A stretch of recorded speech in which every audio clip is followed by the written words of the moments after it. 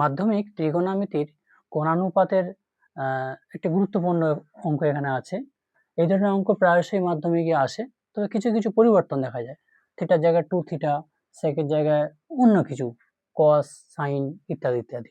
এই ধরনের অঙ্ক একটি যদি ভালো করে তোমরা বুঝে নাও, তাহলে যত অঙ্ক এই ধরনের থাকবে প্রত্যেকটি তোমরা পেরে যাবে। দেখো আমি কিভাবে করছি। প্রথমে অঙ্কটি আমি এই পর্যন্ত লিখে নিচ্ছি। cos 35 degree into sec 90 degree minus theta সমান 1। cos 35 ডিগ্রি থাকলো, sec 90 degree minus theta.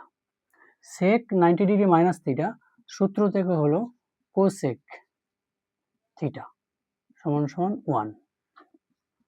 cos 35 বসে গেল, 1 বাই এই cos 35 degree into cosec theta, এই দুটোর মাঝখানে গুণ চিহ্ন আছে। এই cosec থিটা সমান সমান এপারে আছে, যদি সমান সমান এপারে পাঠাই তাহলে ভাগ হয়ে যাবে, নিচে বসবে। cosec theta cos 35 degree 1 by cosec, 1 by cosec মানে sin থিটা, cos 35 ডিগ্রি সমান সমান sin থিটা মানে সূত্রে ফেললে হবে cos 90 ডিগ্রি মাইনাস থিটা।